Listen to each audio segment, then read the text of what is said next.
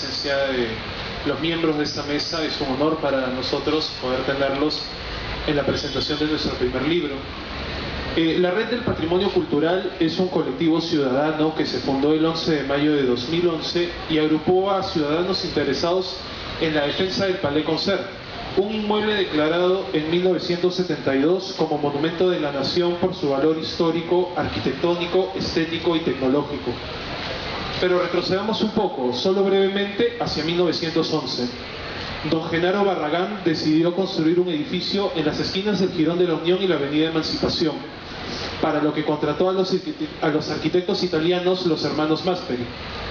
Ellos diseñaron un edificio de estilo Floreale Liberty, variante italiana del Art Nouveau, que por sus características constructivas y su historia, se convertiría en uno de los más destacados edificios del tradicional Jirón de la Unión, y que se le conociera en esos años como la Casa Barragán. El inmueble cuenta con 4 niveles. Sótano y primer piso se destinaron para uso comercial, segundo y tercer nivel se destinaron para oficinas o viviendas. El 1 de enero de 1913 se inauguró el Café Bar Palais Concert, a semejanza del Café de la Paz de París, en el sótano. Rápidamente se convirtió en punto de reunión de los literatos, ensayistas, artistas y periodistas de la época. Hombres provenientes de diversos rincones del Perú, como Abraham Valdelomar, José Carlos Mariátegui, César Vallejo, Federico More, Percy Gibson y muchos más.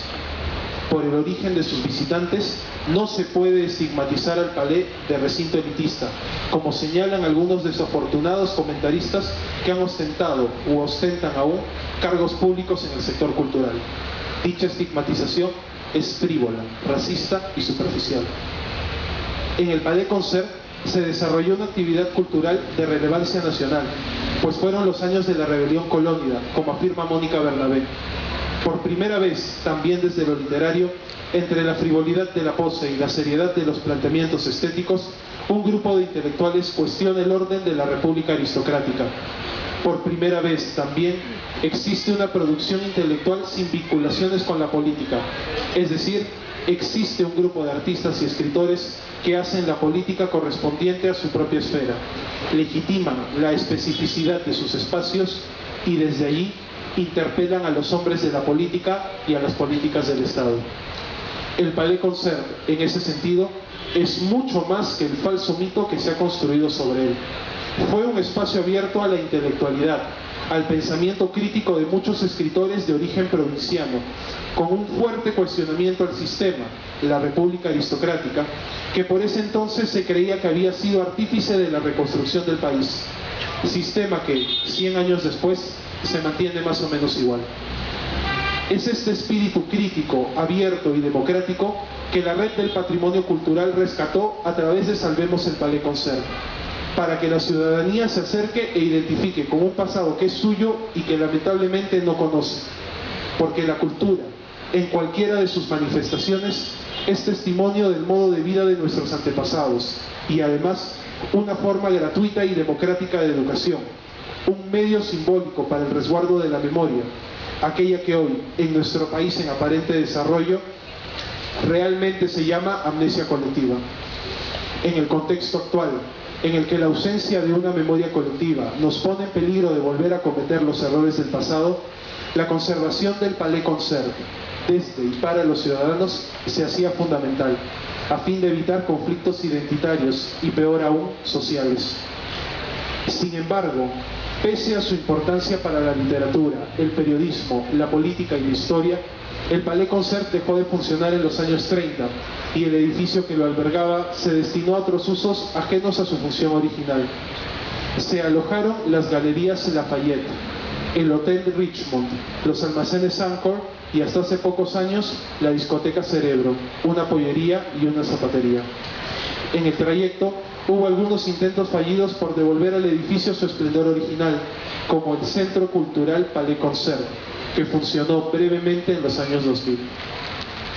Hasta que en marzo de 2010, la tienda Ripley presentó un anteproyecto al INC para destruir el edificio, mantener las fachadas y elevar una nueva construcción de 4 pisos, demostrando nulo interés por la conservación del monumento. Este, felizmente, fue rechazado. No obstante, Ripley no daría marcha atrás y en julio del mismo año, sin contar con autorización alguna, realizaría agresivas prospecciones estructurales en vigas, columnas, paredes y pisos del Palais Concert, produciendo un daño irreversible a la estructura original, bajo la lamentable excusa de que los proyectistas querían conocer el estado del inmueble. Este grave atentado contra el patrimonio cultural, a pesar de ser de conocimiento de las autoridades, no fue sancionado, con el agravante de que el Palais Concert, a pesar de su estado en abandono y los usos tan incoherentes que tuvo, mantenía casi la totalidad de la manufactura original de 1911, tal y como lo señalan los expedientes del Ministerio de Cultura. Es decir, antes de Ripley, el Palais se mantenía casi intacto en cuanto a su estructura original, aunque tenía añadidos posteriores.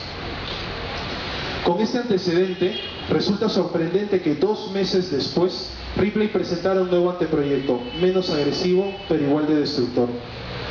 Este contemplaba la construcción de falsos techos, escaleras eléctricas, entre otros. Presentaba una escueta memoria de 6 páginas. No contaba con planos originales ni investigación histórica. A pesar de todo, la Dirección de Patrimonio Histórico, Colonial y Republicano del Ministerio de Cultura aprobó el anteproyecto en un tiempo récord de 6 días. A partir de ahí, Ripley presentó el proyecto en octubre de 2010.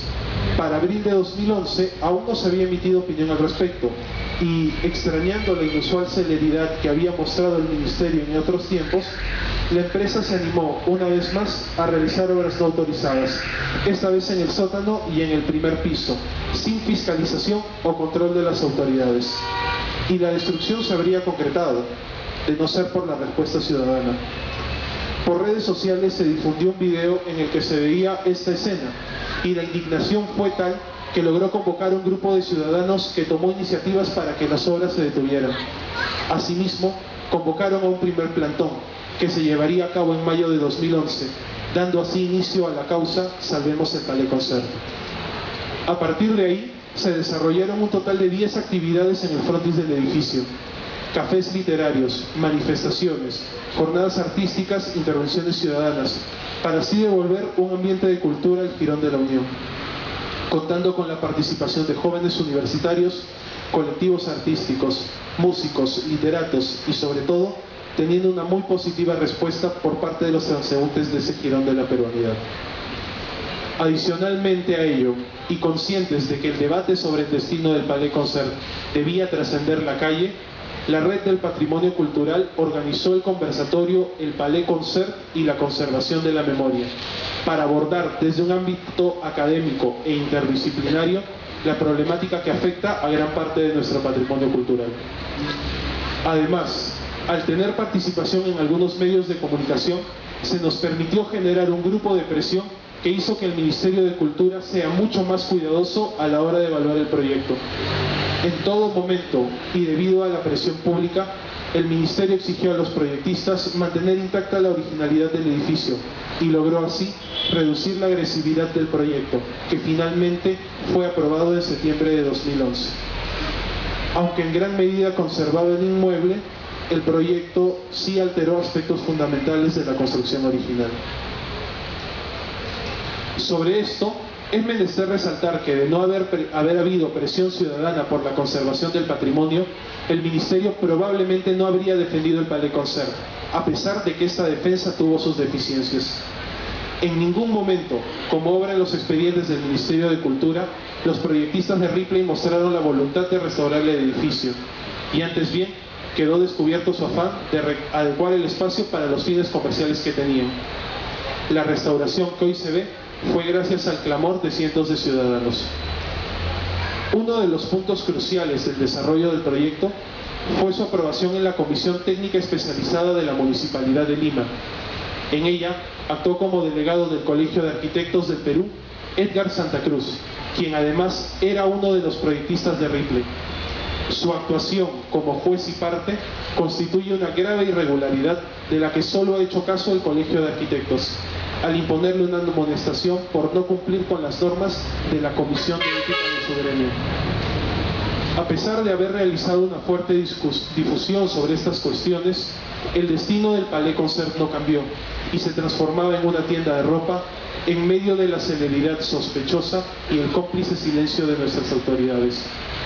Es por ello que, con el fin de fomentar la producción literaria en torno al Palais Concert, la Red del Patrimonio Cultural organizó en febrero del año pasado el primer concurso de cuentos El Palais Concert y la conservación de la memoria, a fin de dejar constancia de una lucha que se había venido desarrollando.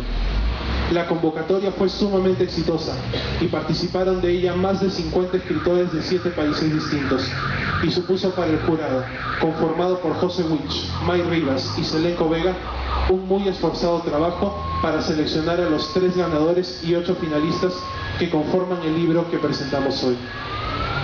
Este es un pequeño resumen de las acciones que la Red del Patrimonio Cultural hizo en el marco de la causa Salvemos el Palais Concert, y en nombre de ella quiero hacer un agradecimiento especial a Augusto Carguallo, sin cuyo apoyo fundamental este libro no se habría concretado, y a la editorial Vivir sin enterarse.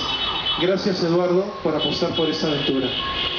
También a Mónica Erazo, una de las pocas autoridades que supo escuchar nuestra protesta, a David Pino e Ivonne Lima, por la información histórica, a Fernando Ramos de Mamachullo, a Edwin Cabello de Lima Gris, Francisco Quispetera de la Escuela Taller de Lima, Herbert Rodríguez y Aladerno, a Cientemac y a todos los medios de comunicación que nos dieron un espacio para poder hacer llegar nuestra voz a eso que llaman opinión pública, a Alessandra Tenorio y todo el equipo de la Casa de la Literatura Peruana.